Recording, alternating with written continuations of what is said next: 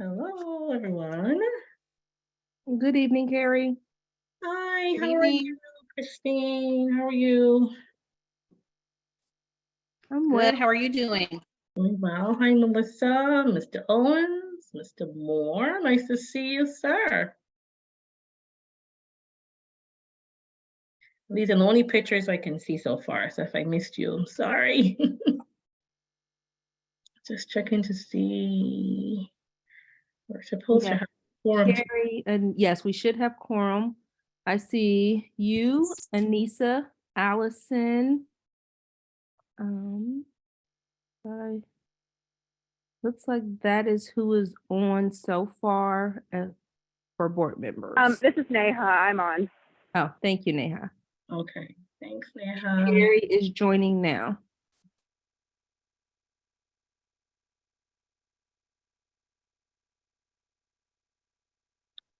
I'm sorry, who do you say is joining now, Christina? Sherry, Shanita. Oh, okay. That's what she has as her name. Yeah, good evening, everyone. I'll change my name right now so I won't confuse everyone. No, you don't have to. I see the spelling. Yeah, Fine. Okay.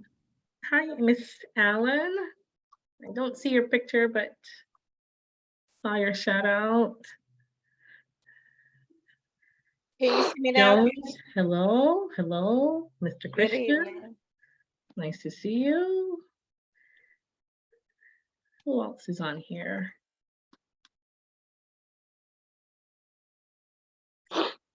All the PLA staff. Nice to see you. And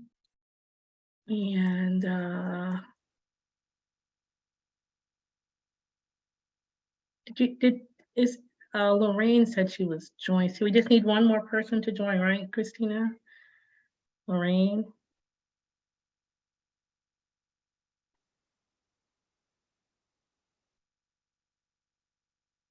Sorry, I had to come off mute. Lorraine did say she is joining. Okay. We want to give her a few more moments, but I believe we should have quorum. All right.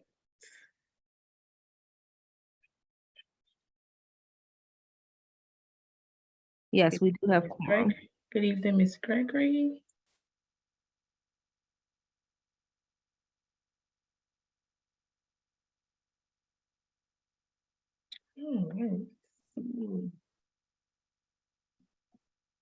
Okay, well, we're still on time, so let's give her a minute.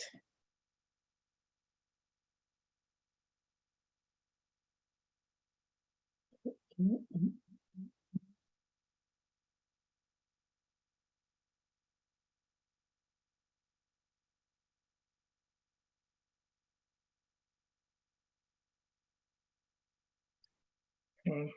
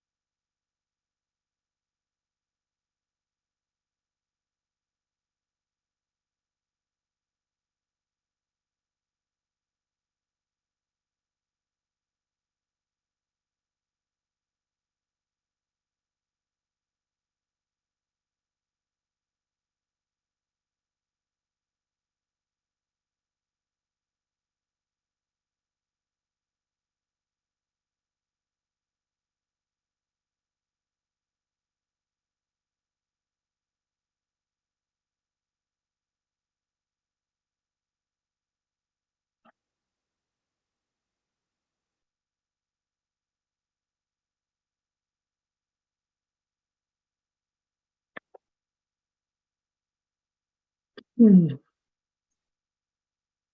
7. Hold on. What's on here?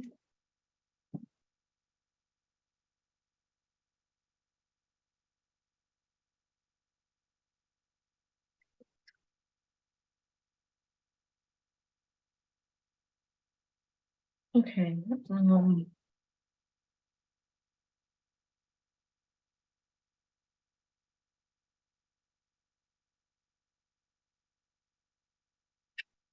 All right, I think we can still get started. Right, Christina? Yes, we do have a quorum. All right, let's just go. All right, thank you everyone for your patience and good evening, and thank you for joining today's board meeting, which is on February 16, 2023. This public meeting of Hope Community Public Charter School Board is now called to order.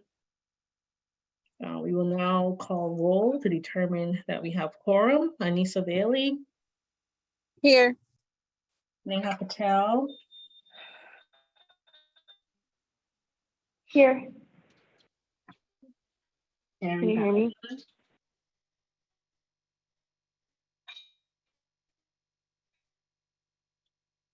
Sharifa?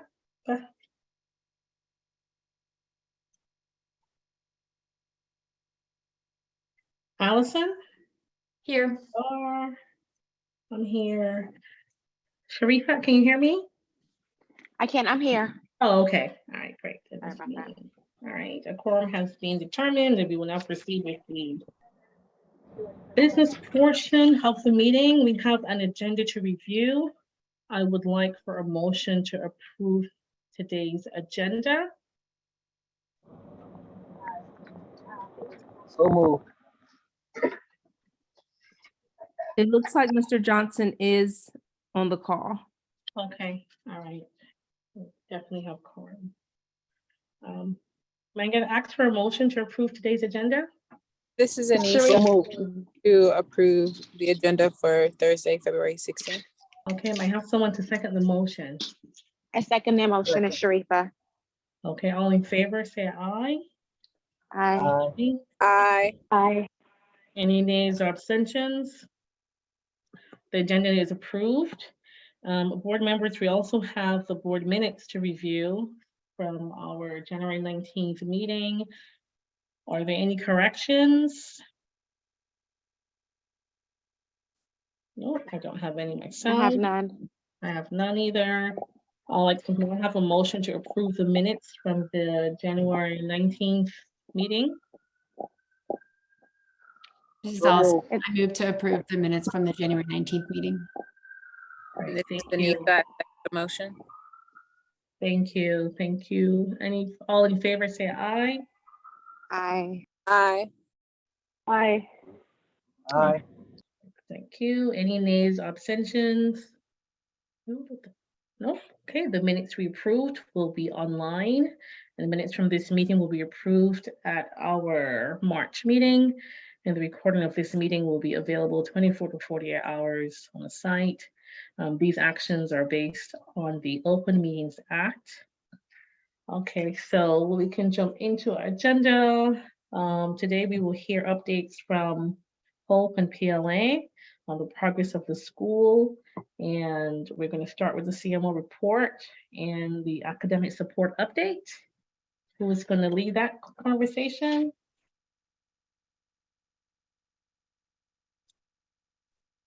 That will be me. Good evening, everyone.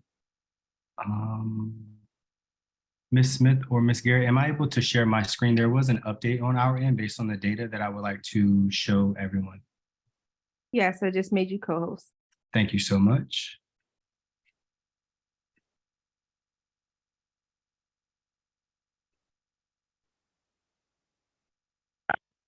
All right, can everyone see my screen?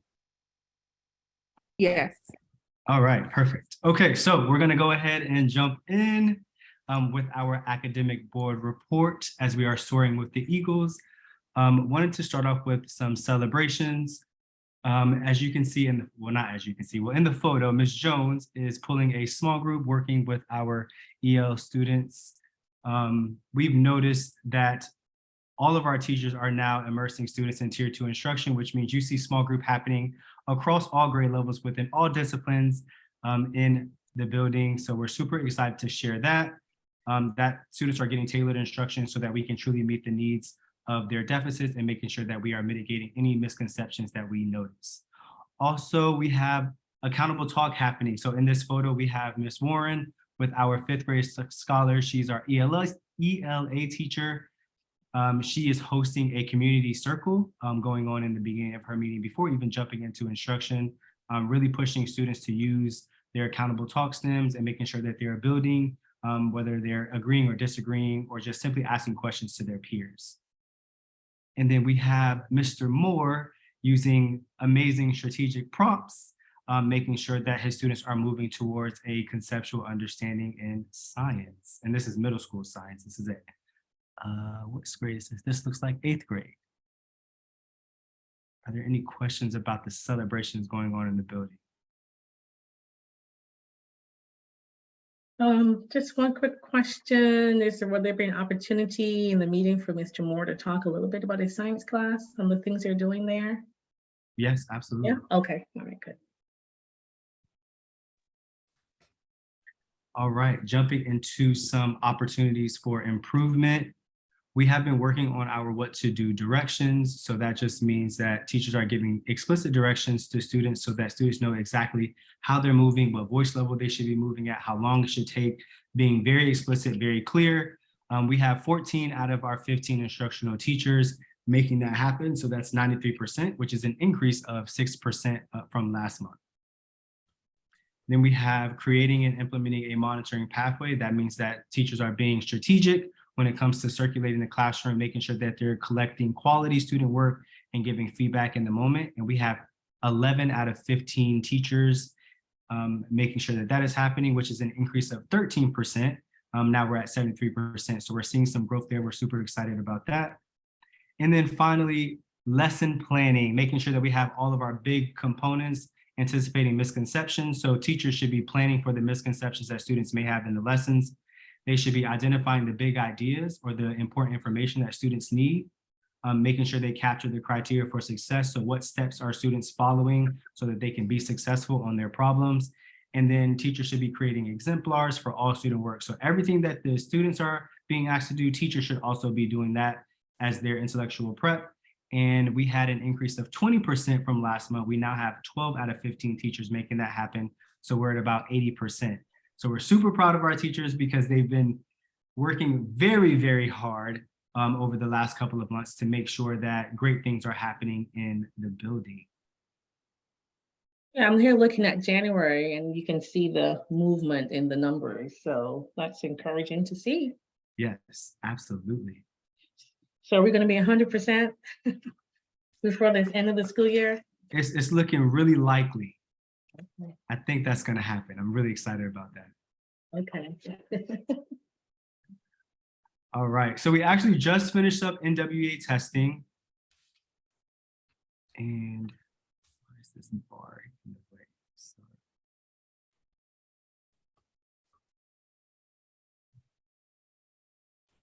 All right, so we just finished up our NWE testing and we are moving into our WIDA access testing, which actually started this week. Well, the window opened this week.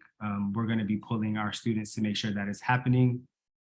And then we're going to go into MSAA next month and then finally PARC at the end of the year. And I know Ms. Allen is on this call. So Ms. Allen, if you want to share a couple of gems about WIDA access, feel free. I know that's your jam. WIDA is to start on March 3rd. The window opened on 2/14, but we're starting on March 7th. And we will finish by March 17th and do makeups until March 24th. MSAA begins the window in 3/13/23 all the way up until 3/24. We don't anticipate using all of that time because we only have one student on campus that met the criteria and qualified through OSSE for that support. And then of course, PARC starts on 5/1 and it will go until 5/19 with makeups going up until 5/24. And All right. you said the dates for WIDA changed. Not changed, the window opened on the 24th. And then the dates to start will be on 3/7. Okay, okay. And that's Yes, just ELL, right? Yes, ma'am. Yes. Okay. Okay, okay. And then MSAA is our students with that may experience some cognitive disabilities. And that's that window opens on March 13th, like Ms. Allen stated. Okay. Okay. All right, but now to share some of the most recent data, we take our cognitive formative assessments every single week. Some weeks are optional, some weeks are required. Wanted to share the engagement from this most recent window and then talk about some highlights going on. So Ms. Diaz-Kelly wanted to give her a shout out. 95% of the students in her class are able to identify their letters. And that last assessment was given on February 6th. I wanted to give a shout out to Mr. Washington. 80% of scholars were able to show proficiency on their Module 4 Topic 8 assessment, which is great news. And then also wanted to give a shout out to Ms. McKay. 89% of her scholars scored proficiency on their math computation assessment. And that was just from CFAs, which is our weekly common formative assessments. But here's some information or some data I wanted to share with you all about our benchmark assessment system. Hold on one sec. So Okay. grade 6, 7, and 8, was it just attendance why the numbers seem so low compared to the rest of the grades, or? Yeah, so actually, unfortunately, sometimes the scholars arrive to school a little later than expected. So if teachers are giving their assessments at the beginning or in the morning, some of the scholars miss it and they're having to make it up. So that might be why it's showing here.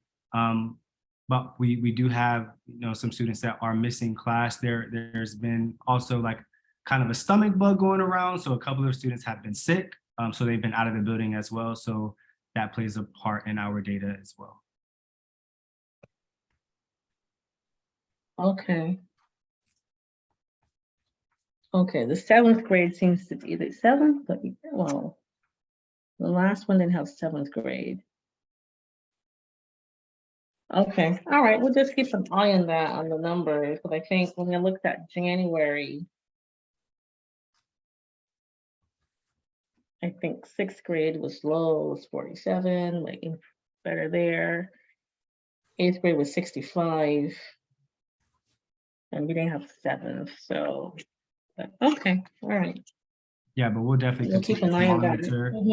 monitor. Mr. Owens and Ms. Tobias have incorporated a parent call log. So teachers are required to contact parents weekly, at least 5 phone calls. So hopefully those phone calls do increase attendance so that we can get students in the building so that they can be assessed. Okay.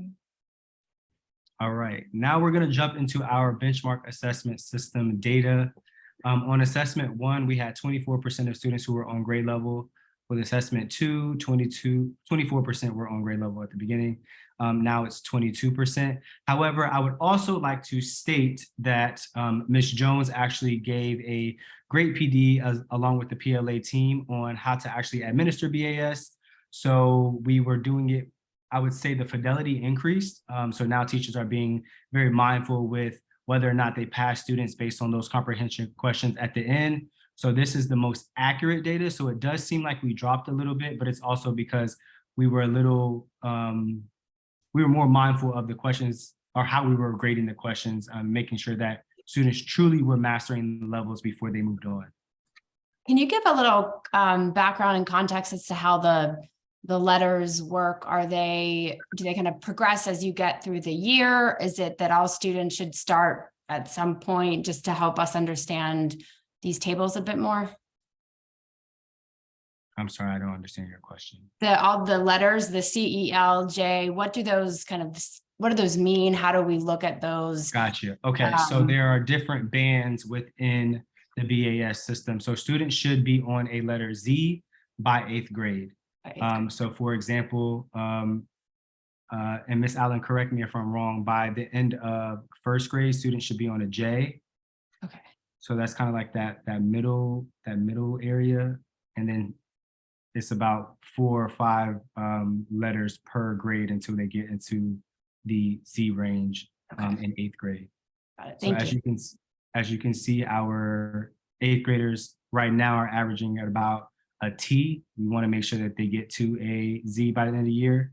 But you can also see that seventh grade is averaging on that V area, and they are on track to be at Z by the end of the year. If it will So, be helpful. sorry. to- Oh, my Go ahead. apologies. No, sorry, this is Neha. Am I reading this incorrectly? So is eighth grade somehow, where are they on track to be by the third assessment? Eighth grade is on track to be at an X, so not quite Z, but they're on track to be at a X. So that would be slightly below grade level, but we also have been upping the amount of small group that eighth graders have been getting. I've also taken over as the ELA teacher for middle school, so I've been very intentional with what's been going on in the classroom to make sure that our scholars get to where they need to be. Okay, got it. And this is also the class that has declined in terms of their engagement?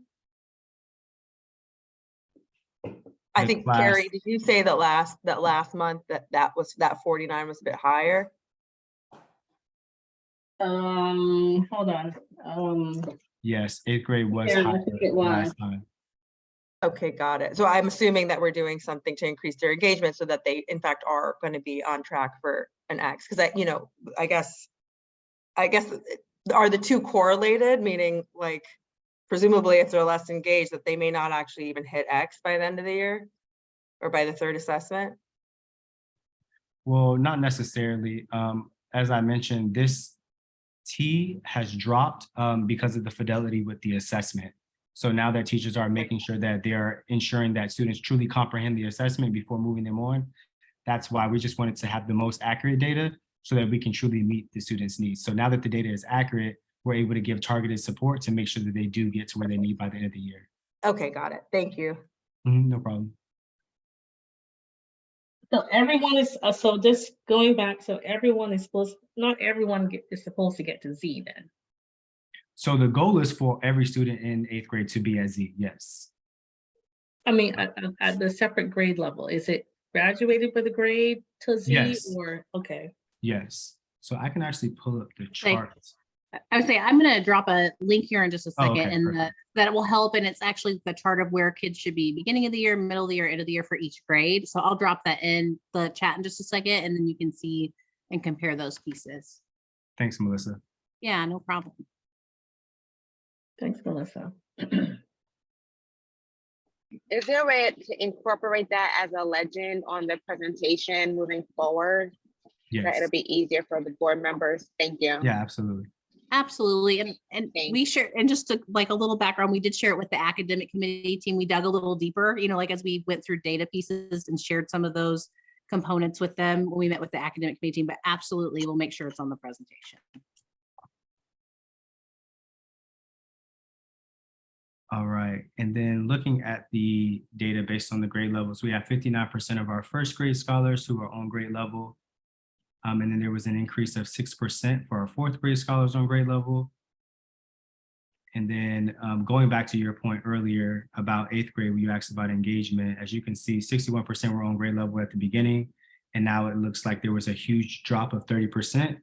But that is more so due to the fidelity of the assessment and not necessarily students aren't being assessed. Got it. How should we read this table with the letters above? I'm looking specifically at that fifth and sixth grade, which those numbers are pretty, if that, sixth grade, Yeah. 0% of those students are on grade level. But then like, where does the P fall in terms of? Yeah, Melissa, did you already drop it in the chat? Because the MOY Mhm. letter grade, so the students that are at that MOY mark are the kids that are considered on grade level, which is that 6% and 5% here. I'm almost there, and I apologize. I drove all day and I'm on my laptop and it's much slower than my desktop. So it's almost there. I'm getting ready to drop it in.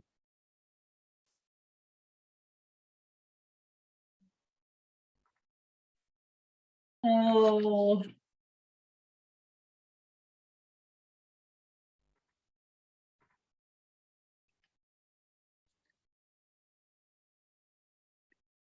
All right, here we go.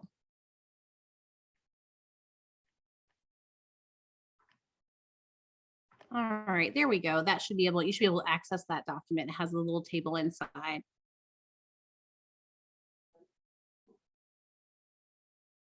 Okay. So what do we do then with the elementary, middle school? And I want to add one little piece too. So far the data he shared has been like a classroom snapshot. So it's like the entire grade level. And so we talk about LLI, the intervention, the level literacy intervention piece, you know, so there were kind of like Mr. Christian had shared, what we found was a specific person that had been, as we learn how to be better administrators of an assessment and administer assessments with fidelity, we did find one person was not off specifically in the upper grades. But with that being said, we did notice that LLI, that is that everyday intervention through guided reading, we definitely have more of an increase. So looking at how that looks for our students and how they had a greater change in level, but there were some concerns. So kind of as we look through, and we kind of analyze the data by grade level, I have to say that we're not really surprised. We haven't had an ELA middle school teacher for most of the year. And so not having that consistent person, we weren't surprised to see some of those scores drop at that middle school area. But I just wanted to kind of give that context, because then when we look at some of our LLI, we did have more consistency there. I felt like being able to drive some of that, but we weren't surprised when we saw some of the scores and some of the drops, but also I will say in the upper grade specifically, we also had a challenge with, we found a person that was not necessarily administering the assessment correctly.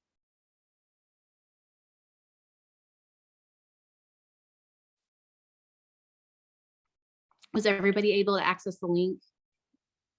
Yeah, I was. Yeah, the Thank table's you. helpful. Good, okay.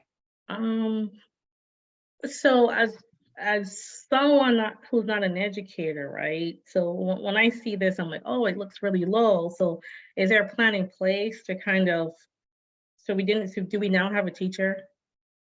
It's me. It's you, okay, all right. And what other supports are there that we could give? Because then are they ready for the park then? Yeah, so we have How two do we additional correlate the supports. two? So not only is it myself, but Mrs. Chitty, who has come on to help students as a reading interventionist. She's been phenomenal with pulling her small groups consistently and making sure that she's administering the LLI curriculum with fidelity. And then in addition to that, we have Principal Owens brought back our partnership with Catholic University. So we have Catholic University volunteers coming in to provide extra support for those scholars as well. So we have 3 different rotations. So they'll get tier 1 with me, some tier 2 with Ms. Chitty. And then for those that need it, we'll get tier 3 with the Catholic University volunteers. Okay, all right. Okay. And so when we think about Summer Advantage program, do we think about like what the data has been throughout the year? And is there, I mean, I know it's voluntary, but do we think about, okay, what can we do in the meantime for kids who come to incorporate some of, how do you bring everything together so you're ahead or on track when the new school year begins? Like, well, and I don't know if you remember, we shared at the beginning of the school year that we did like a crosswalk data with end of year NWEA from last year and beginning of year. And actually the data was really strong, showing one, either we didn't have hardly any summer slide, which is very typical, right? So we knew that, if nothing else, we're maintaining the learning that had happened throughout the year. And honestly, the other piece is we saw a lot of growth in students, which is not always typical from end of year to beginning of the year. It's not typical to see student growth, but we did see student growth on our NWEA scores from end of year last year to beginning of year this year. So I know that one of the things for our summer program, and specifically looking at reading, is we do a similar morning model of reading. We have a mini lesson, and then we have guided reading groups. So leveled reading groups to move kids through at their level, but provide, some guidance and some enrichment, so to speak, to move kids along. And then in the afternoon in our summer program, it is, more enrichment type of activity. So morning is very academic, afternoon is much more enrichment. And then we have our field trips as well on Fridays. But I mean, that they all tie back to what the core curriculum is. So it's not something brand new, and it should continue the flow of what's already taking place at school. Okay, thanks, Melissa. Yeah, no problem. I apologize for not having my camera on. Every time I turn it on, it goes crazy. I tried to update my Zoom camera and it keeps getting all crazy on me. So That's okay. But now we would like to share, and this goes back to your point earlier about are we on track to get to that Z mark? So in this chart, you'll see the different grade levels. You'll see the number of assessments given. You'll see where the students started at on average, and then where they are now. So as you can see, in kindergarten, we've had an average change of at least 2 levels. First grade, same 2 levels. Second grade, there hasn't been a change. And then some bright spots in that 6th and 7th grade where there's an average of 4 levels moved, and then with 8th grade, 3 levels. So based on this data, we are on track to get to our end of the year goal to make sure that scholars are leaving on grade level or as close to grade level as possible.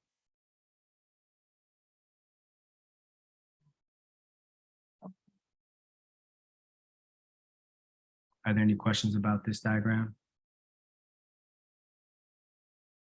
Okay. Now we would like to share some of our NWEA data. Based on this chart, we have on the fall 22-23 school year, there were 26% of students who are above average and 21% who were above average in math, 26 for ELA. Based on our winter data, we have 25% of students who are above grade level and 17% of students who are above grade level in math.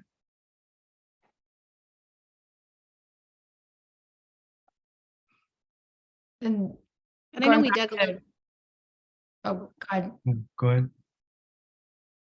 I was going to say, going back to the other assessment tab, again, how do we kind of look at these? I know there are different data points potentially measuring different things, but how are we can you give us a sense of what this tells us kind of together about the scholars? It seems like we've got some kids on the test above scoring below grade level, but the numbers aren't computing, but I obviously don't know exactly how to read the data points.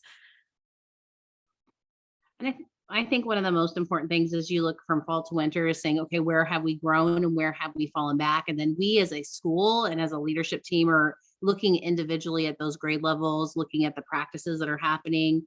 Some of them, I mean, like, as we look at some of those pieces, we kind of know why they are the way they are, you know what I mean? If that makes sense, with a lot of transition, so to speak, or not having a consistent teacher.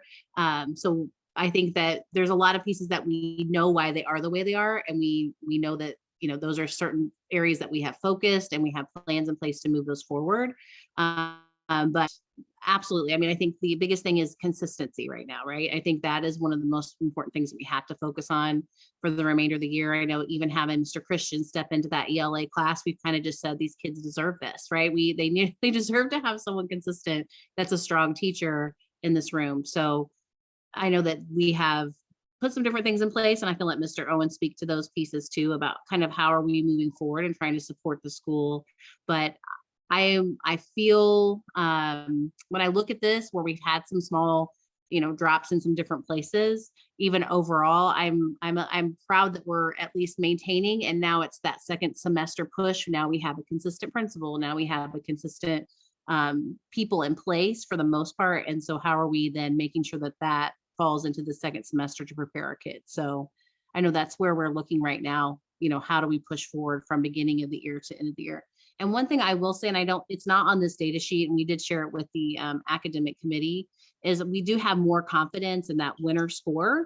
So when we go back, it was in the high 70s, low 80s of children that participated in the fall score, where we are in the 95-96% of children that participated in the winter NWEA. So we do have more confidence. Oh, here it is right here. So more confidence in some of those scores.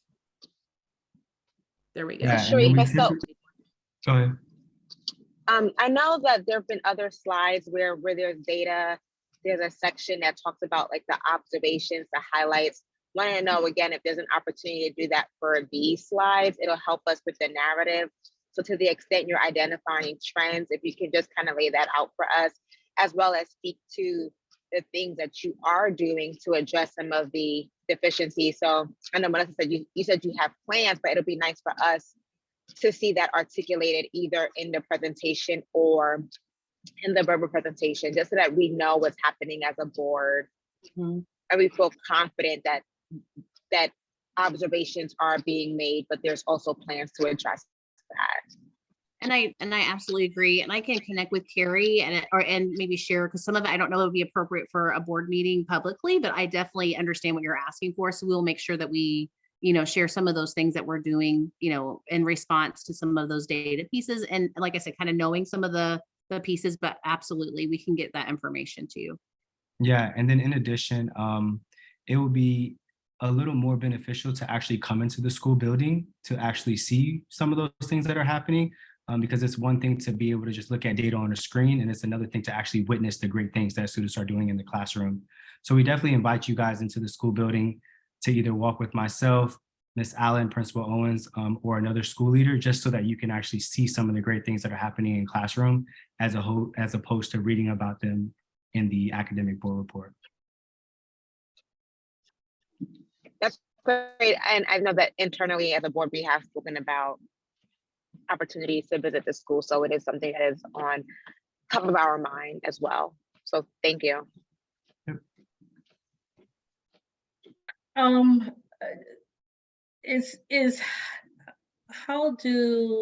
I trying to ask?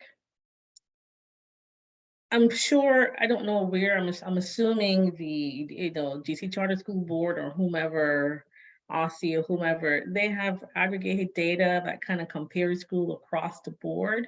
Like, how do we get that information? It would be like, it would be interesting to see what other charter schools are doing, or I know we're coming out of the COVID period when testing and stuff stopped for a minute, but even if it's like past data, it would be nice to kind of see what is kind of aggregated across DC to kind of see where we are overall. Because then that also helps us build a different kind of picture of where we are and where we need to go.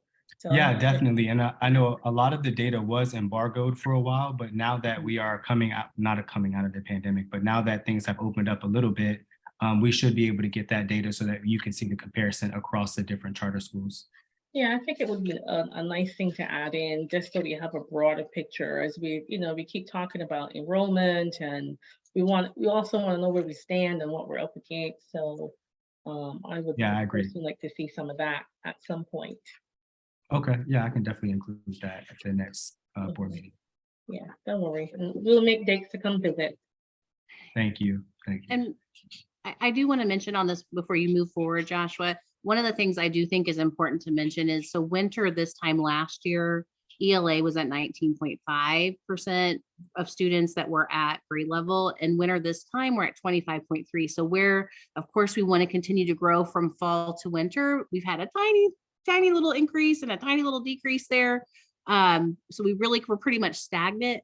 But when we compare the school's performance last year at this time to the school's performance this year, the excitement to me is that even with all of the challenges and the things, there have been some strong academic pieces put into place that we are still performing, 6% higher than last year at this time. So in ELA, and about a percentage point, 0.8% in math from last year at this time. So where I know there's been a lot of challenges, as a school, we are still performing at a higher level than we performed this time last year. So I just wanted to be able to kind of share that, because I know there have been a lot of challenges this year, not having a principal for the first semester until Thanksgiving. So, I mean, even with all those things, there's still some increases and some things to celebrate. And I do think even with, Joshua, a lot of the data points he shared and the improvements in classrooms, it's starting to shake out. So we are very, we have a plan, but also we're hopeful, just looking at other things that we're moving forward still in the right direction, even after a lot of changes. Okay, all right. All right, and then going into the kind of the great things still happening in the building, our girls basketball team just had their last basketball game. So definitely shout out to the girls for their amazing season this year. Same thing with cheerleading. Our book club, unfortunately, the teacher that was over the book club is no longer with us. However, we are picking the book club back up so that students can still jump into those novels and read some of those short stories that they want to read outside of those that they're reading in class. And then the expressions group, Ms. Gregory is still meeting with the girls on a consistent basis, and Mr. Fennell and Mr. Haley will be starting our boys expressions group. So that's also in the works so that we can be meeting with all of our middle school students in a smaller group setting. And then finally, we'd like to close out with some events that we've had recently. So here we have Ms. McKay immersing students in a small group activity. We had our 100th day, which was that February 3rd, I believe.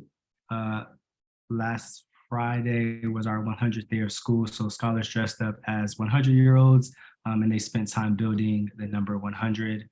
So that was definitely fun. And then as you all know, it is Black History Month. So we have our door decorating contest going on right now.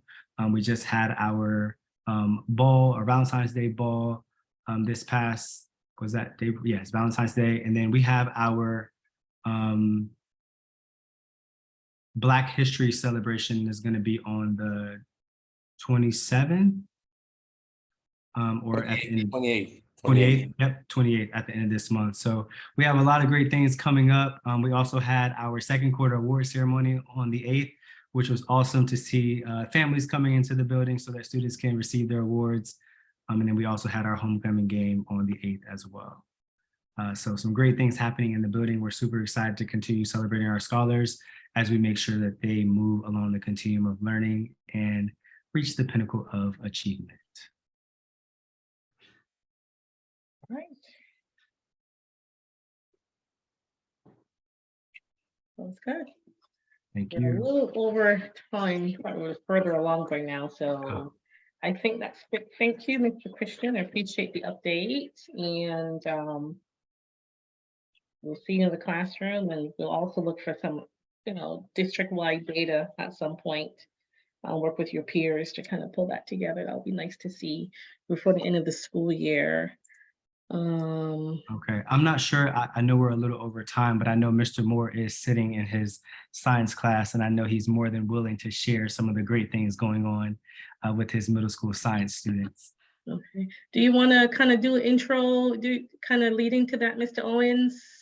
Yeah, that's going to come right after we do my press report and talk about STEAM, and then he's going to go right into his part. Okay, all right. Floor is yours. Okay. So right now, enrollment update, we have 202 scholars. We're doing a lot of things. We're trying to do some aggressive measures to increase our enrollment. Myself with Javier and with the enrollment team, we did some canvassing, and Miss Bianca. We ended up getting 3 scholars. So I ended up getting 3 new scholars for up and coming next year. So we're supposed to be doing a walk this weekend, canvassing the area as well. And another thing for enrollment updates, next year we'll be a STEAM school, and we're currently advertising that as such. You can move down to the next slide, please. And we are having that in our advertisement. And then when the enrollment people they'll talk about how that we're putting it on buses, and we have doing some other things as well. And I don't want to steal their thunder. And we just got 2 new students this week as well. And I sent out to our parents, letting them know what is STEAM and what does it stand for. And you can go to the next slide. And so I have to do a shout out to Miss Burrell, because I was talking about division and how we want to start off and what it looks like at each grade level. And so I said, what we're going to do, we're going to scaffold it up. So our kid, and then she came out the next day after we had that conversation, and our pre-K3 class we're building structures. So, the expectation, what they're gonna do in pre-K3, they're gonna pre-K4, and then when the early elementary, they'll be start working on coding, and then once they get to middle school, they have everything, and then we're gonna also employ robotics. And these are some of our classes where they start using Legos and incorporating STEAM in the classroom. And this is where Mr. Moore will talk about STEAM, and this is one of our scholars who built a robotic car. Before we jump to Mr. Moore, Mr. Owens, for some of the other board members or the people on the call, could you just kind of briefly just say why the transition, why we're focusing on STEAM as a school going forward, and what was some of the process behind it? The process behind it, one thing is to really get our kids more engaging. You're talking about science, technology, engineering, art, and math. So we want to try to do that across all content areas. There'll be some of them will be a lot project-based learning. Our kids will have a project to work on and show. We want to try to have some type of STEAM expo as well, and you have some STEAM nights. But the thing is that it would increase their interest, make education a little bit more fun, and also let them learn more and more about, make them compatible with their peers globally. Because the thing is now everything is in technology. Our kids are tech kids, and I was telling one parent, so when they come out the room, they end up, you see little babies in carriage with cell phones, and they can probably navigate better than you and I today. But the thing is to spark their interest, get them excited about learning. And there's so many STEM and STEAM jobs that's going to be out there, and robotic jobs that you see now. There are a lot of stuff. You go to the grocery stores, you see the self-checkout. There's so many things that the manual labor jobs, they're losing jobs. We want to make sure that our students can be competitive with their peers globally and get them to be forefront. The vision is that we will be the first and only pre-K3 to 8th grade school in the District of Columbia that is a STEAM school. Okay, all right. All right, so Mr. Moore, Mr. Johnson and I had the pleasure of walking the building a couple weeks ago, and we happened on Mr. Moore's science class, which turned into a very interesting conversation. The students were talking to other science students in Ghana, I think, if I'm correct. And I was like, wait a minute, I want to know more.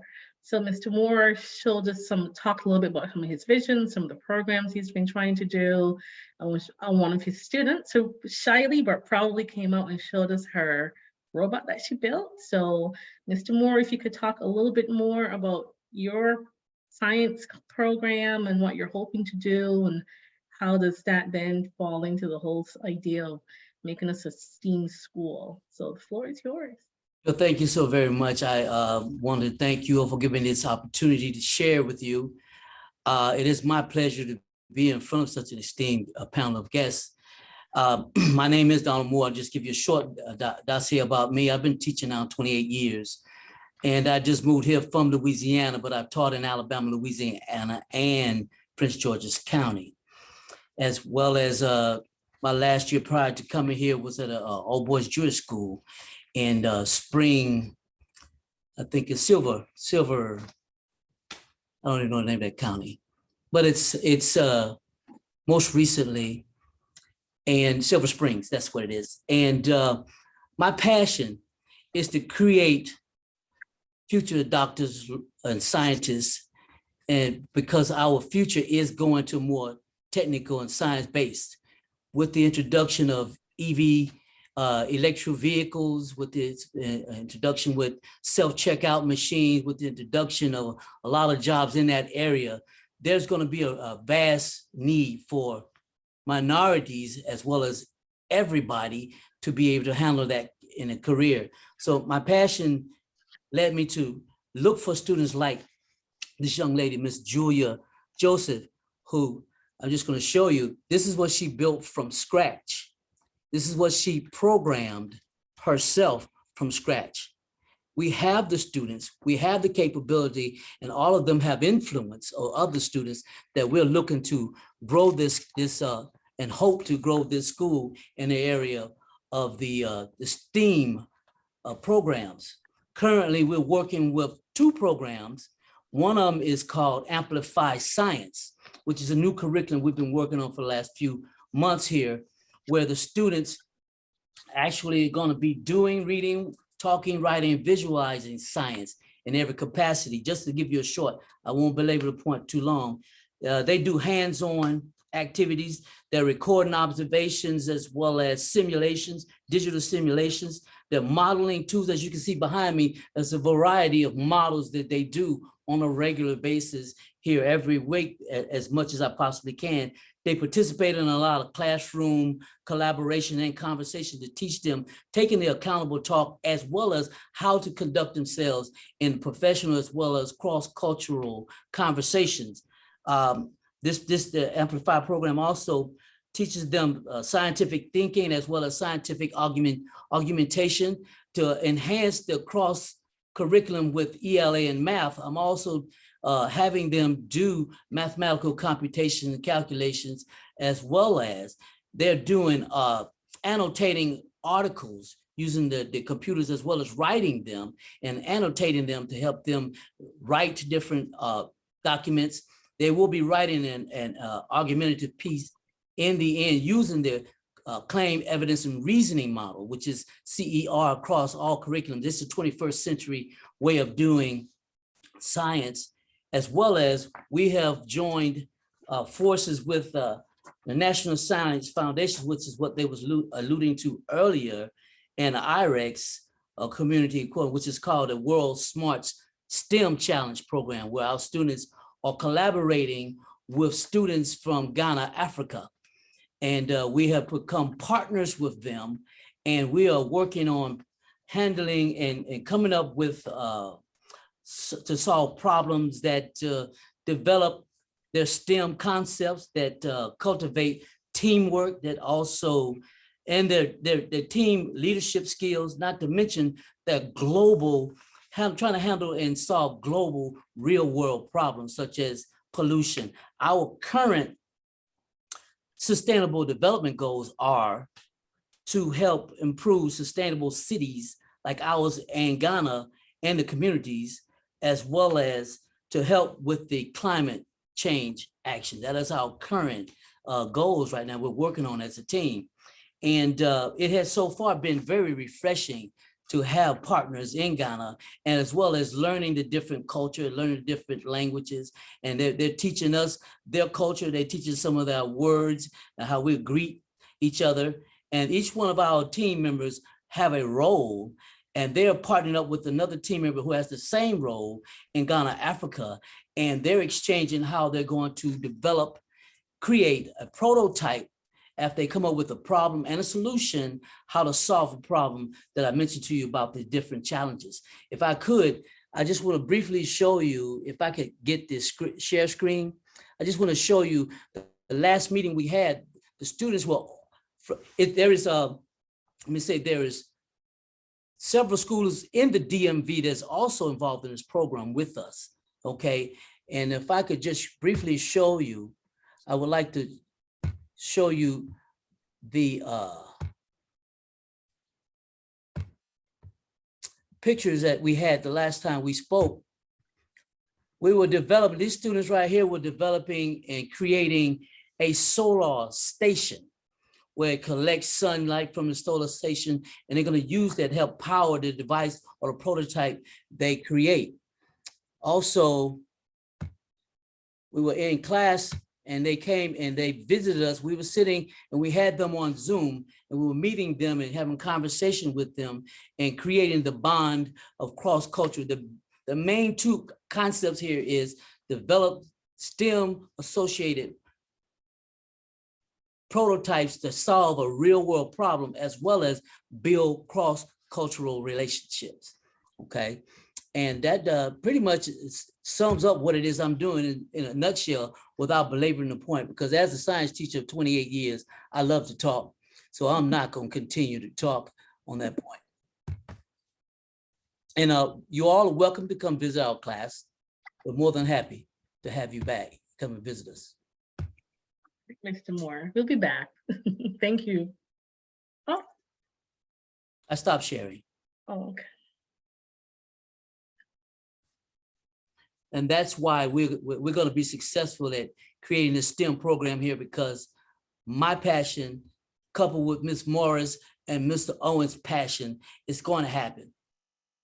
And we would love your backing, your support, and everything you can do to make it happen for us. Sounds good. Like I said, we liked what we saw, so we're excited for this new trajectory. I did see on their flyer that we will still be incorporating expeditionary learning into everything that we're doing as well. So I'm excited to see what you guys come up with as a plan to move forward. So this sounds, I'm excited. So let's keep on the path of keeping us excited. Thank you, Mr. Moore. Don't stay at school too late. I'm leaving as soon as you all leave. Okay. Okay. And these are just some other pictures of our kids working with Legos and in the classrooms. Okay. Perfect. Sounds good. And we already talked about the 100 days of school, and everybody's dressing up to be an old person. And our upcoming events, we're having we changed the dates to celebration of Black History Month. We also have we just had our Candygram and our sneaker ball vaccine clinic. We had that as well. On the 8th, we had our Character Awards Assembly. We had our homecoming basketball game, and I called it 3 for 3 because we swept the team that we played, and the girls had won their very first game, so they were so excited. And the date was changed, so the 24th will be Phalen's 10th anniversary, 14th Valentine. They bought the 17th, we have staff PD, which is tomorrow. And we just formed a new community partnership in which I went over to Capital City? Capital City, correct? Capital Village. Capital Village, thank you, Capital Village Charter School. And I met with them, so now I got with the executive director, the founder, and our debate team will be going over there in March to have a debate with them. And Mrs. Carter is going to head that up. And so we're going to have some other activities that we're going to do together. There are 5th grade to 8th grade school. And this is called Capital Village. Capital Village is right up the street from us. Okay, I think I saw their signs in the grass signs. I think I've seen those. They're all for enrollment. Okay, but partnerships are always good. So invite me to the debate when it happens. All right, is that it for you? Me too. Make sure the whole board knows about the debate. Yes. All right. I think we're ready to move on to Ms. Allen. Just looking at the clock here. Okay. All right. Thank you so much for coming this evening. Thanks for having me. My name is Angela Allen. I'm the Director of SPED Services here at Hope Tolson. Our student support services, we have 31 students, 3 teachers, 1 paraprofessional who is in the self-contained classroom. Currently 1 DA. We're working on a second one because we did receive a new student who has that responsibility on their IEP. So we have to have a one-on-one for that child as well. EL students, we have 29 currently with 2 students and 0504. Next. Student to teacher ratio, our lower elementary grades 1 through 3. We have 8 students with Ms. Gowie, upper elementary, which is Mrs. Carter. We have 6 students self-contained, which is Ms. Baylor. They're currently 8 students. Early childhood, which is pre-K, there are 2 for me. Speech only, I have those 2 as well. non-public, I have those two as well. Our ELL students, the teacher to student ratio, they are mixed groups. Miss Jones has pre-K 3, pre-K 4, kindergarten, and 1st through 3rd. And then we have a returning colleague, Mr. Ernest Cotton, that has a mixed group as well, and he serves groups grades 4 through 8. Our special education data system, which guides OSCE's eligibility and IEP timeliness. We are currently still at 100% in eligibilities as well as timeliness. So my team, we do our best, we rock. Currently with EL compliance, this is our compliance through PLA. And we just had a site overview that was done this week as well. So we had a 9 out of 9, which gives us 100% compliance with ELPs. Our service to students, as well as them having plans, communication to our parents, and definitely growth in academics. Currently, what was requested as an action item was our special education data. So as a core responsibility from OSCE, our continued education plan, due to COVID, we were required to find an instrument that would be a intervention only for our students who are SPED, which we did choose iReady because iReady services both math and reading content areas. So this is a diagnostic that compares the fall to the winter. And if you look at, I don't know if can you see my cursor? No? Yes. Okay. No, So, that's not your cursor. That's mine. so if you look at the very thin lines on the right, that's the first quarter of diagnostic, which was from September to September 9th, September the 1st, I'm sorry, 2022, all the way to January 4th. And then if you look at the thicker line, that is the winter band. So if you look at the first band, it is our phonemic awareness. So this is all reading.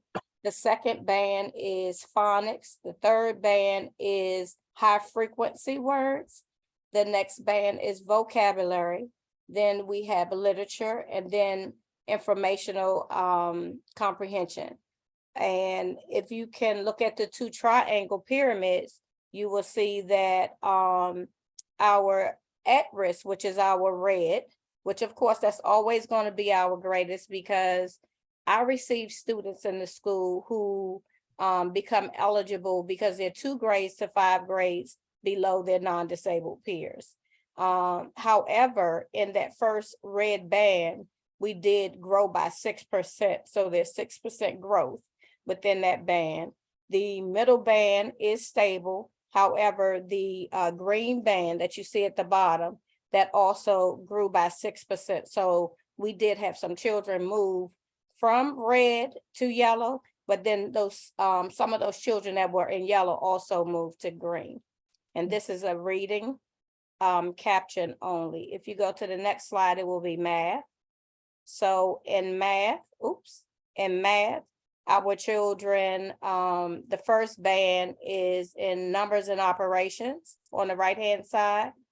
The second band is algebraic thinking.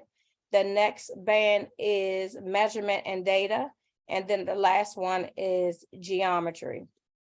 And again, there is some consistency. So the trends are that reading and math, I'm gonna say my babies, my children did grow at least 6% across both content areas. So even though they are 2 to 5 grade levels behind, there is some growth. I do anticipate at least the State would like to see at least 10% growth per year. So I do anticipate by the end of the third benchmark, we will see 10% growth. Any questions? I apologize. No. I do have a question. So what happens like long-term with these children? Do we keep move them along to the next grade, or like how does it work if they're not at the grade level? Like what happens?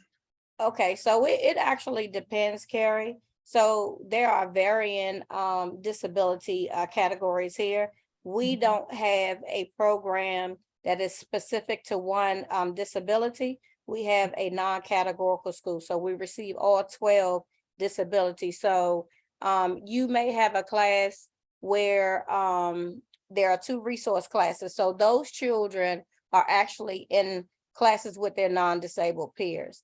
And the ones who show growth, you decrease the supports that are given to them. In 3 years or 2 years or 1 year, depending on what the deficits are, you may actually determine that an additional formal assessment is needed, and perhaps their disability category may change. If that disability category changed, then of course you map out a a new program for that children so that they can be specifically placed in a different program. We did have one student who actually aged out as far as his academics, because he did well enough to the point where his IQ matched his ability level. So he no longer qualified, and he was actually exited from special education. He was actually, I think, our MVP for basketball this year too. So we are very proud of him and the supports that have been given to him. We have received some more complex babies from our neighboring schools due to Mrs. Tobias's reaching out, her marketing, the things that have been brought to the school. We've been engaging the community to come to all of the events, whether they attend the school or not, and it's actually drawing in children. As mentioned earlier, we did get 2 new children this week. One is a special needs student. Then there are 3 special needs students who are due to begin next fall. Oh, okay. All right. And you said you're looking for another assistant for joining the team.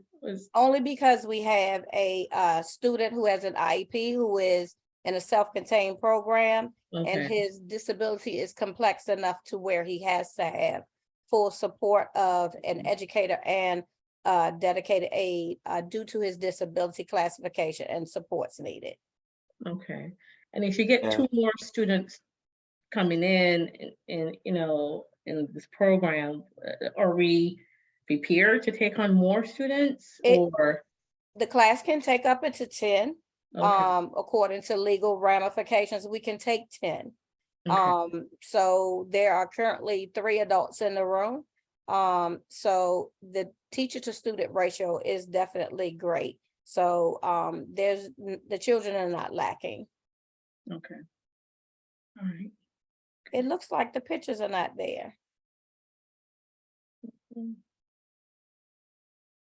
Okay. So this slide had pictures on it. I don't know why they're not there today, but I did have the opportunity to receive and have access to the ESSER funds for the MKV students, since myself and Ms. Gregory are the POCs for Hope. And we were able to purchase school supplies, coats, uniforms, toiletries, undergarments, feminine hygiene products, hats, and different things that the children, uniforms, and things that the children need. So when the children come into the building, they are less likely to feel uncomfortable about the way they look or the way they smell. They just come to the office, they ask for support. There's no judgment. We quietly take them into the room, get them everything they need. If they need a care package to take home, either the office, myself, Ms. Tobias, Ms. Gregory will create the package, put it in something really pretty so nobody can tell what it is, and allow them to take it home. I wish you could have seen the wonderful things though. Safe Shores, that is one of the partnerships that came to the school that myself and Ms. Brown worked on last summer prior to her getting a promotion in another outside agency. But it's a SEL program for grades kindergarten through 5th grade.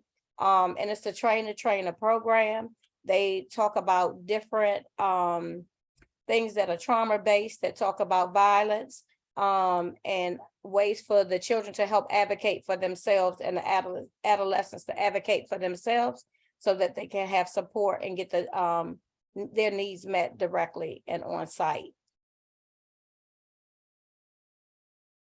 And then last but not least, you're gonna have to click something here, Christine, because this is a video. This was the Beat Zone program that the children are partaking in at this time. It might be at the bottom. I had to download it as a PDF. When Oh, you what I can, if you let me share, I can, I'll pull it up. Bradley, here you go. No.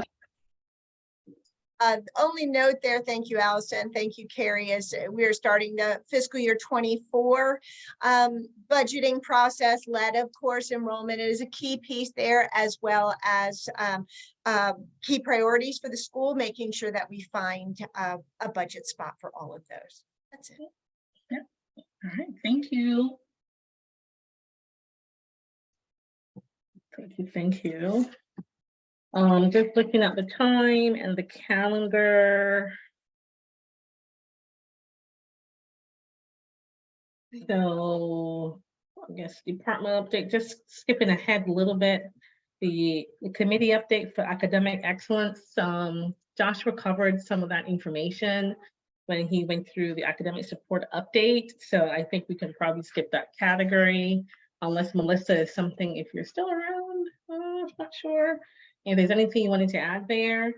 Nope, I think really a lot of the same key components we covered tonight. We just went a little deeper, but yeah, same key components we covered tonight. So I think we're good there. Yeah. For new business items, we're gonna skip the board approval of a new board member. The calendar. Only comment I have, I know we need to, what's the deadline to approve the calendar? Is there a deadline?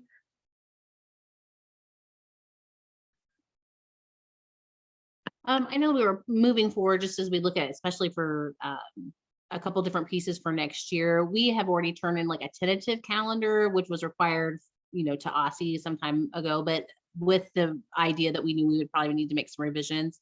So I think if there's something you need to look at more depth, I think you're fine. But I know, we worked with Mr. Owens and our national team on creating the calendar. So if you have any questions, we're here to answer. I know Mr. Owens is here to answer questions as well. The only question that I had for the calendar was the staff training. So where are we now? We're in February. Absolutely. You want me to talk a little bit about what that looks like? Yeah, so are we trying, we're not trying to do at least once a month, or it looks a little bit more sporadic than I thought it would be, but tell me your thoughts there. Sure. So we are, oh, go ahead, Clifford, go ahead. My thoughts is, we have every Tuesday, we have staff. It's just a staff meeting, but I turn those Tuesdays into staff development meetings. I figure any type of information that we have that just for the information piece that can be disseminated during our Monday and Fridays. What's the word? Somebody help me out. What we call it? PLCs? Staff huddle. Huddles, on Morning Monday, huddles. yeah, on Monday and Friday huddles. I'm getting a little tired here. Monday and Friday huddles. And then on Tuesday, we have on Tuesdays, we can cover like we did SIOP one Tuesday. So we can do a lot of our trainings on Tuesday instead of waiting for so long to do it. We can address, if we walk around, we see some stuff that's going on in the building, we can address those issues almost immediately. And then when that's something that's going to take a long time for PD, actually PD day, we can do that as scheduled out on the calendar. But my goal is to make sure that we are providing feedback from our walkthroughs, feedback from our evaluations and observations, and then targeting those things on our Tuesday meetings. Okay. And there's 5 built-in full day staff PD days throughout the year. So we try to do 3 first semester, 2 the second semester. And then before, you probably see there's like 2 weeks and 2 days before, and we have what we call content training, which is where we train all staff on the actual curriculum. And a lot of that's provided either by the PLA training team or by the actual vendor PD services that provide that PD specific to that curriculum. And then there's also a school specific training, climate and culture training, all those things, that safety, all those things that they want to do at the school base and teacher work time. So our goal is to have everybody well prepared, as well as any new teachers. We have 2 days in July that we meet with them and try to get them acclimated to kind of prepare for what's coming and know the expectations for the school year, which is pretty common across school districts and different networks. But our goal is to still have those 5 days and still stay pretty tight on the PD that we provide at the beginning of the year, but we're keep refining it, coming back to those same PDs and providing just the additional layers throughout the school year, as well as anything else, like Mr. Owen said, that comes up. And what about the summer advantage program? Like, how do you build it into this calendar? I know it's, I know it's a separate program, but remember last year we had the issue where it ended and then the teachers came right back, and wasn't enough time to prepare the building. Have we accounted for space for facilities to do their thing before people are back?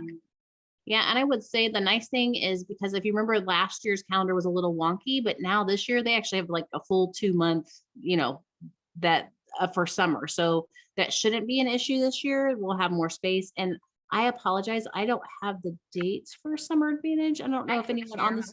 Okay, perfect. Thank you. Summer Advantage will start on June 12th and end on July 7th. And then where you see PLA Leadership Institute, that is not at the building. So that means the building would be available from really July 10th all the way through July. Teachers will come back then on August 3rd. So there's lots of time to do those building repairs and maintenance. All right, thank you. Sure. Yeah. All right. All right. We need a vote, right, for the calendar? Yes. Unless the other board members have any additional questions or concerns about the calendar for the next school year. Nope. Okay. Now, is it the tentative calendar, or does this calendar confirm that? I heard we might be some tweaks. I apologize, Mr. Yeah, you cut out right at the end. I apologize. Oh no, I'm just wondering, is this the updated confirmed calendar? I thought I heard you say there was gonna be some more tweaks to it. Oh no. So OSSE requires they have a deadline for when you have to submit. So we submitted a tentative calendar to OSSE, knowing that we needed to, submit to the school board. This is what so this would be the actual calendar. This would be the updated calendar that we would submit then to OSSE as well. So we had to submit some time ago, within the last month or two. So that's kind of common until it's approved by the school board. And then we submit a tentative calendar, and this would be the actual final calendar that we would submit to the district. Okay, I hope that makes sense. Okay. Okay. Anyone else? Yep. Okay. All right. Let's I would like to make a motion to vote for and approve our 2023 to 2024 school calendar. And I need someone to make a motion to approve. This is Allison. Oh, go ahead, Neha. This is Neha. I move to approve the 2023 to 2024 school calendar. And I second. All right, thank you. All in favor, please say aye. Aye. Aye. Any nays or abstentions? Nope, we approved the 2023-2024 school calendar. So thank you for that. Then there was a Raise the Bar initiative. I think Joanna, who is Phalen's chief HR officer, I think. Yes, ma'am, I'm here. Okay. I'm not sure we'll be able to approve. Is there a deadline to get this approved? Well, if you recall, kind of the sooner the better, because we want to be able to obviously announce the initiative to staff and really pump them up, motivate them, and prior to state testing happening. And Mr. Owen, if you'll remind me, I think that happens for you guys in April or May. And so we kind of feel like the announcement and the sharing of the initiative would need to happen with staff this month. Okay. Okay, I can't promise anything, but let's go ahead. Yeah, you want me to walk staff? You want me to walk you guys through it once Yes, more? Mm-hmm. All right. The full boards, this is their first walkthrough, so Yes, we're there. Yeah. Yeah, thank you guys for having me today. As Carrie mentioned, my name's Joanne Gama, and I'm the Chief Human Assets Officer for Phalen Leadership Academies. And in that role, I oversee teacher and leader training and development, our principal and residence program, and the Human Resource Department. And today we're bringing two different initiatives to you all for consideration and approval. As Carrie mentioned, we reviewed both initiatives with a subset of the board last week. And these initiatives are first and foremost to recognize and reward the HOPE staff, as well as to incentivize them to return to HOPE for the new school year in August of 2023. As you probably know, there's a war for talent happening in education right now, probably in lots of sectors. And we see other schools, charters, and districts increasing salaries, offering stipends, and even giving hiring bonuses or sign-on bonuses to get teachers and leaders to come on board. And so the initiatives I'm presenting today are again in the spirit of keeping our staff with us at HOPE. The first initiative is what we call our Raise the Bar initiative. That's what's on the slide in front of you. It's an initiative that we are offering at several schools to incentivize and recognize our school staff for doing two things. One, reaching ambitious student achievement goals, and two, hitting a higher enrollment target for the upcoming school year. RBI encourages the staff to work together to improve outcomes for scholars and the school, as it rewards school performance and not individual performance. RBI will reward staff for a 10% increase in student proficiency in ELA and math on state assessments, and for hitting an August 23 enrollment of 257. And that's 55 more students than HOPE is serving today. We're proposing with RBI a $2,500 bonus for leaders and core content teachers, $1,000 for teacher assistants, elective teachers, and behavior interventionists, and $500 for our operational, clerical, and support staff. The extra student enrollment will generate the revenue needed to pay for the initiative. And again, it would be for all staff that are at HOPE today, actually staff at HOPE as of February 1st, and payable to them in October of 2023 once they have returned for the new school year. And while ambitious, this is the same academic goal that the staff has been working towards all year. It was actually rolled out at Leader Institute and at Back to School PD in July and August. And we also feel that there's enough time to do what we need to do to increase enrollment for August of 23. I can pause there before I move to retention to see if folks have questions or need me to elaborate on anything specifically.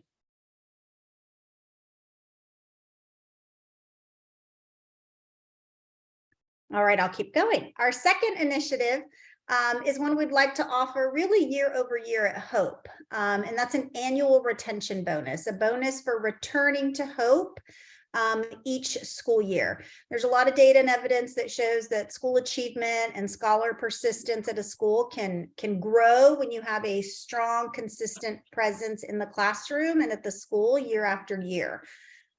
In addition, our retention bonus can help really combat those sign-on bonuses that others are offering when they work to recruit our teachers. It really helps us recognize employees who are in good standing, because you earn the retention bonus if you're in good standing and return and invited, to return and come back the next year. There's a lot of evidence that retention bonuses can improve the employee relationship with the employer. And obviously it reduces the amount of time and resources that the Hope's leadership staff and folks have to spend recruiting, hiring, and onboarding new staff. Retention bonuses have been budgeted in ESSER 3. And obviously, if we were to see 100% retention, we would expect to disperse about $35,000. However, we have budgeted based on historical data, which is about 75% of staff returning who are with us as of May 1st. And that's a cost of $26,300, which again has been budgeted in ESSER 3. So today we're asking you to make an investment of $117,152 in the Hope staff. Obviously believing that this will improve employee retention, which will then lead to scholar achievement over time as well.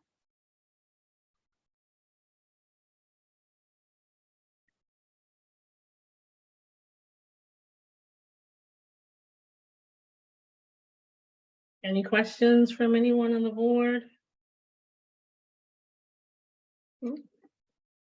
And you vetted this program with Mr. Owens to make sure you got his input in terms of. Yes, ma'am. We met with Mr. Owens last week as well. And Mr. Owens? Yes, and I was in agreement with that. I was just talking to Miss Bianca. I think it's doable for us trying to get the scholars in, and with retention as well. Okay, all right. Okay, I am not opposed to retention bonuses or any. I do have a couple of questions, probably for closed session, to talk through this with the other board members. I'm not ready to vote on this as yet. I'm not saying no, but I do have a couple of questions that I would want to run by board members first before we do that. I know you want to get it done as soon as possible, but if you could just bear with us, please, I would appreciate it.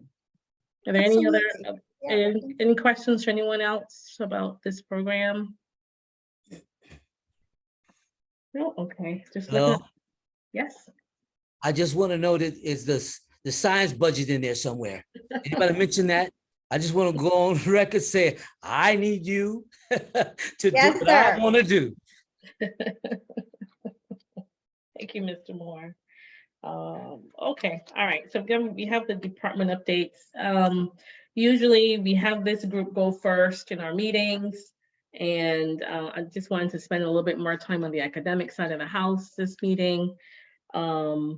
Just want to be cognizant of our time. So I'm not quite sure if Arlie, if you're doing all for operations side, and I saw Ms. Winter on the call and Javi here. So if we can be concise, this will be appreciated. Absolutely.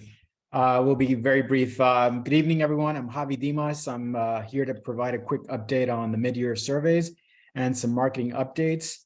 Ashley Minter and I were very fortunate to work at Hope last week for 3 days. So thank you, Mr. Owens, Bianca, and the Hope staff for the warm welcoming. So a couple of things to highlight here, several bright spots. Our goal was to engage directly with the community and increase our overall number for surveys. We went from 20 to 59 for an overall 29% engagement rate. Of the people we spoke to, 90% were parents and 74% were returners to Hope. When we looked at the mode of communication, you'll see that 36% prefer email, 34 text, 29% phone calls. So those three main modes of communication are relatively close. And our recommendation is to keep leveraging those modes where possible, use them three simultaneously to communicate. Quickly, for how often do people receive information and invitations to school events?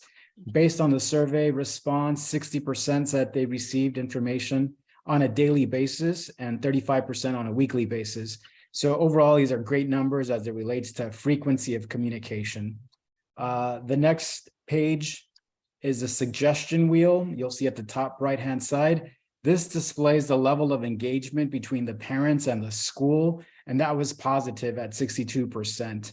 And then just further down in the table below, there are some additional questions and responses. So I'd like to just call your attention to two really quick. The first one is 46% of responders said that Hope was very organized. I think here, I believe that there's an opportunity to do more and improve the experience. So I would highlight that 46%. And then in the end, I think the really good number is 84% of responders said that they felt welcome to the campus. So overall, from these survey questions and responses and the personal conversations we had with the community members, we saw nothing but happy parents, and they were very happy about the experience and how things were going at Hope. So, you know, I do believe the mid-year survey was a really good temperature read for parents. And my recommendation is that we do this at the end of the year. I really strongly believe Hope should survey parents at the end of the year to see if performance improved, stayed the same, or regressed. So that's the quick tidbit on the mid-year surveys. Just a quick, Christine, can you go back up to this? Yeah, so. Is the 1, 2, 3, 4, is that disagree or strongly disagree, disagree, agree, strongly agree? Yes, exactly. All right, thank you. And do we have goals? So is there a goal where we're saying we're trying to reach 75% or 85%? What are we measuring ourselves against? Yeah, so looking at the questions, we want to be about 80% in all of them. So when you look at how organized, when you add the 2, the 3, and the 4s, we're in the 70s. So ideally, this is an area of improvement. When you add the 3s and the 4s and all the other questions, you're in the high 80s or 80s. So that would be the barometer for the surveys. I mean, was there in your survey an ability for people to make a comment? Yes, absolutely. We have actually has all the comments, and we are happy to send those to you. Some really insightful comments because there was things that we weren't measuring. So we said, you know, feel free to share any additional information you'd like with us. So this is just a snippet of the survey for this particular presentation, but we have the full survey results, including the comments that we can send after this meeting. This is just a snippet of things that we wanted to pull out. Okay, and have you talked to the school about kind of the findings, the comments, and like, you know, like, and is there an opportunity for us to pivot to address some things? Yep, absolutely. In real time, one of the underlying comments in engaging with some of the families was having a Hispanic, the language barriers. So Principal Owens was actually talking about the need to hire somebody that was more fluent in Spanish to help them. So we were sharing some of the data, some of the results with him as we were engaging. Right. Okay. All right. If there are no questions, I'll move on to the marketing update really quick. Okay, so that's just there we go, that page. That's just an update of the national marketing team and our focus to support Hope's leadership team. And it's just the ways in which we continue to support, which is creating branding materials, managing digital ads to drive enrollment, support through social media posting and monitoring, and just creating marketing material and managing the website. This also includes the support for Hope's new STEAM program. So next slide. From the beginning of the campaign through last week, we've actually seen an increase in reach and engagements on Facebook and Instagram. So this page describes from Facebook reach, we've actually increased by 25%. In total Facebook engagement, we've increased by 266%. And Instagram reach totaled 6,259 accounts, while total Instagram engagement increased by 372%. You see there the actual beginning and ending numbers. So good things are happening. Yes. This page, just as part of the packet, it's the national team's effort to provide collaboration with the school. So we pulled out the best performing Facebook posts that were posted by the national team and the best posts posted by the school, Miss Bianca and her team, for Instagram. So you have those are the best performing. Next slide. So measuring campaign effectiveness began with the launch of our digital ad January 1st. So in this chart, we're actually measuring 3 metrics.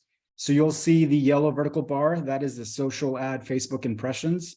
You'll also see a blue vertical bar, which is Google ad impressions. And then the third metric is a green horizontal line, which really covers time, which equates to days, and the Unique Hope website visits. So from the start of the campaign, January 1st, there has been a general increase in activity with regards to Google ad impressions, which have helped attribute the spike of website visits. So our goal is to increase website visits, expand the brand awareness, and really at the end of the day, help parents submit applications to My School DC.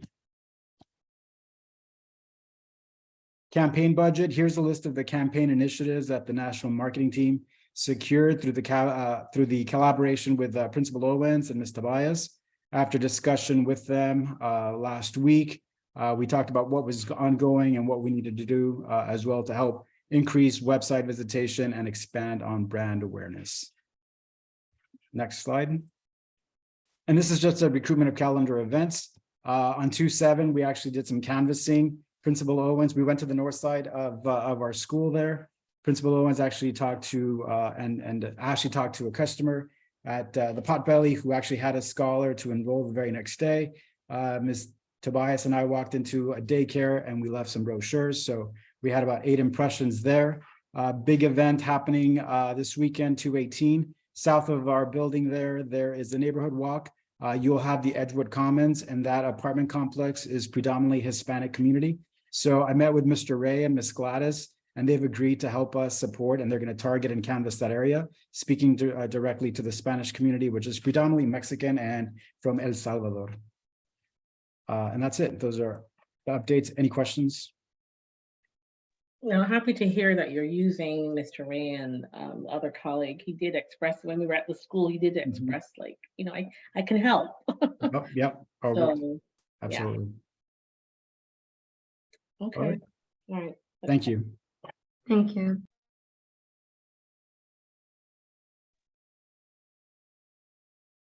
All right.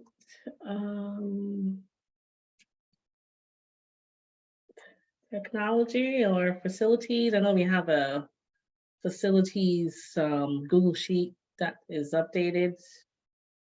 We do, and we update this pretty frequently. We update it again today.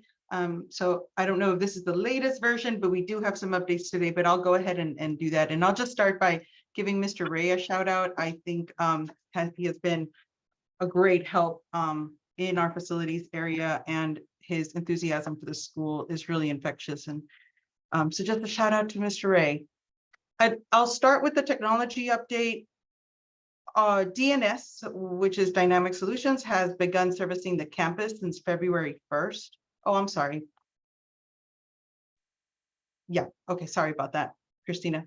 On-site services right now are every Tuesday for 4 hours in the morning from 8:30 to 12:30. And Ms. Savoy, the operations manager, has been really happy with their responsiveness thus far. I checked in with her again today and really appreciates that they're local and can respond rather quickly to issues. They have, one of their priorities they have is the inventory and disposal of our technology equipment. So Brian, who's the technician from Dynamic Solutions, started inventory process on Tuesday to 7, and he was able to go through about 50 Chromebooks and then another 30 this past week. So he is letting us know which ones, just for example, there was a group that just needed chargers, so we got those chargers and those are now working. And then he's letting us know which ones cannot be refurbished at this point and really would need to be disposed. He expects to be complete with the inventory for technology by February 28th. And then at that point, start preparing the disposal plans for the technology. And we'll put together a list and a plan of that disposal. We'll make sure we put it in front of the finance committee before we dispose so that we can properly dispose of that equipment that is no longer needed. Any questions on technology? And then I'll move into facilities. And, you know, park is just not that far away, so everything would be inventoried and ready to go, and everybody's gonna be ready for park. Okay. All right. And this is a new company that started? That is correct. Okay. All right. What else? Is Miss Savoy on the call? She wasn't able to attend. I spoke with her earlier today. She wasn't able to attend. Okay. All righty. What else do you have for us? Maybe there. Yes. On the facility side, we're moving right along with some of the items. So the new badge system is operational. Right now, the operations manager, Ms. Savoy, is working on that next phase, which is adoption of the system and making sure that there's clear procedures on how to use it and folks using that. So that is the part that she's working on right now, is really trying to get 100% adoption of it. We're also working with the science teacher to get the preference on the ventilation of the window treatments. I know that he would like both of the smaller windows open, so we're working with the vendor and they have responded and are waiting to give us pricing on that work. So that is in the works right now as well. I know there was a question about the stop sign. That is an open ticket right now, and DDOT is still investigating. So that is an open item for us still. We can call for updates, but right now it is still in that investigation phase. And I know there was a question about the crossing guard. That is already in our completed list because we've seen some consistent presence during arrival and dismissal since Wednesday of last week. So that has been consistent now. And Mr. Owens, I think, can attest to that.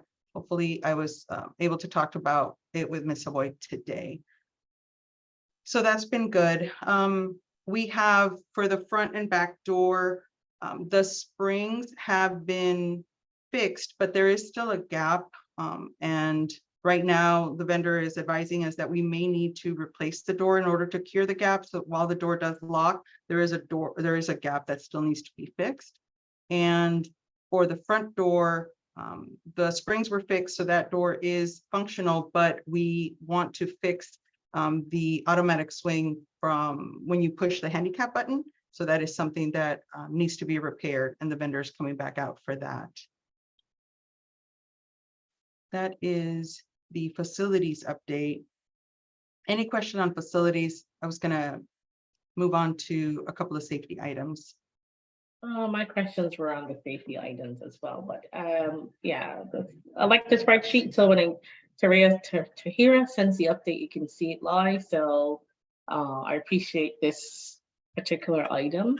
So thank you for that. Let's hear about these safety issues. Yeah, so on the safety side, as you know, there was fire marshal came out. The ADT technician was able to fix the alarm panel. It is functioning properly. I checked in with Ms. Savoy today again on the annual inspection appointment for the fire extinguisher that happened on February 10th.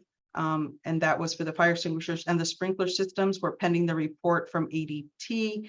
The technician said we may need to replace one fire extinguisher, but he was still checking on it, and we're gonna get that report. And that's something we've been reaching out to ADT to get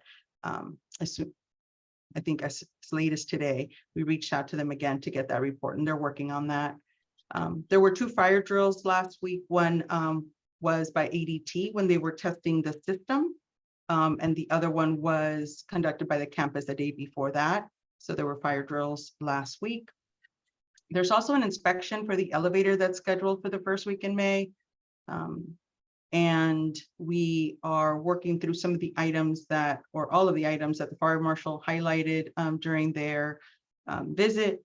And we have some procedures that we're putting in place to ensure that we have basically the continuity of operations, right? So even, I know we've had some transitions with the operations manager, but we need to be able to have continuity of operations, especially in all areas, but for sure in the safety area. So we want to make sure we have some business practices and procedures to make sure that we have that continuity. And so we're working with our national team and our operations manager to make sure that we aren't 100% people dependent, that we're also systems dependent, that we have clear systems, because this is a priority and we want to make sure that we have those systems in place so that even as someone transitions, we can still have those reports available and everybody knows where they are, and that those inspections and are being conducted in a timely fashion.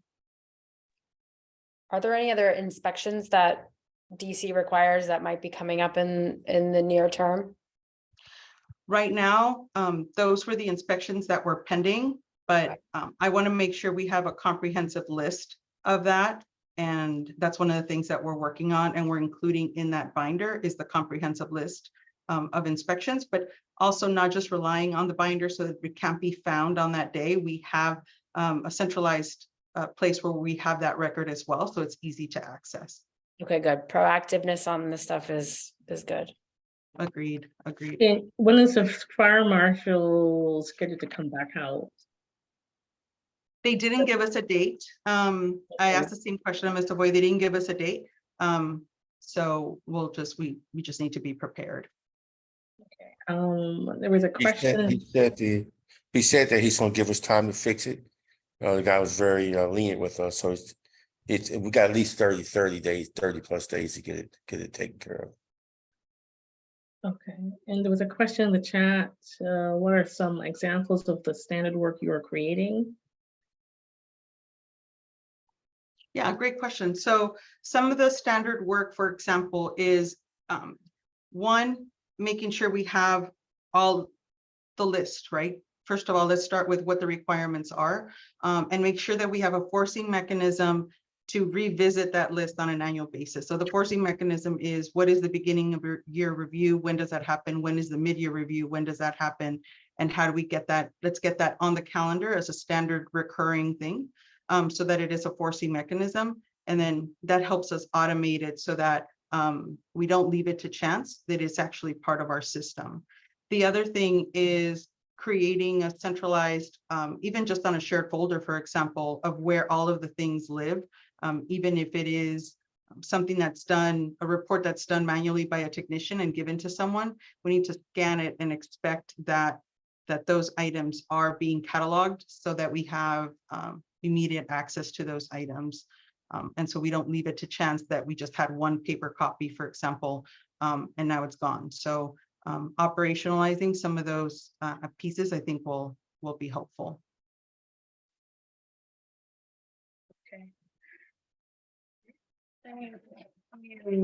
I can't stress enough that safety in the building is the utmost importance, and we can't afford to have something like this happen again that catches us off guard. So I appreciate some of the things that you're doing to mitigate some of this risk, because risk management is part of school management, right? So but when it comes to children specifically, we just have to be on top of it going forward. So okay, so I guess so we get another update, I guess, next meeting, just to make sure that things are still moving along. Let's see if anything is fixed. So all righty. I have kept you guys here long enough. Is there any more updates? Anything else we need to go through? No. Are there any public comments? If anyone has anything to like to discuss?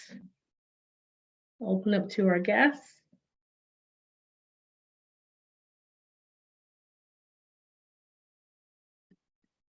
Any questions or concerns?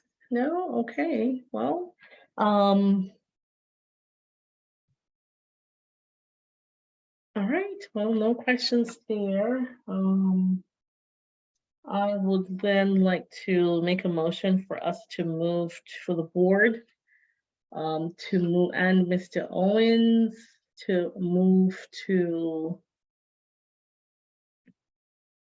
and Melissa, is Melissa still on the call? I don't know.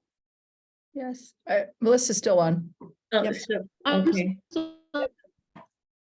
She's breaking up a bit, but she's still there, Carrie. Okay, and Sherry, Yeah, just we just want 5 minutes of your time. 5 minutes of my 5 time? minutes? Yes, if Okay. you could join us as well. I'd like to make a motion to move the meeting to closed session for the purposes of, to look at contracts and any legal and personnel issues. May I have a motion to take us there to closed session?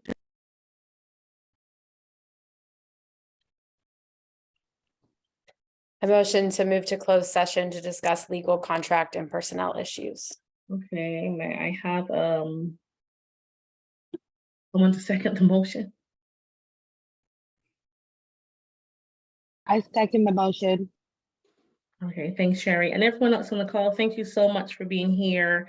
If you need to drop off, that's fine. We just need to spend 5 minutes in closed session. If Melissa, Mr. Owens, and Sherry, if you guys can just join us, that would appreciate it. Great. Christina, do we have a separate room or are we just staying on this link? We can stay on this link. Okay.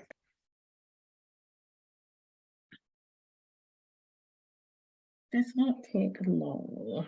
I'll come off camera here. Hi, Sherry, nice to see you. Hello, hello. If it's still light. Well, actually, All right. Oh, thank you everyone for attending today's board meeting.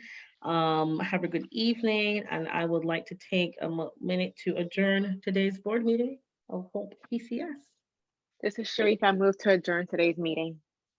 Thank you. May I have a second? This is Neha, I second. Thank you. All in favor say aye. Aye. Any nays or abstentions? Nope. Meeting adjourned. Thank you. Have a good night, everyone. Have a good night. Safe travels, Dr. Johnson.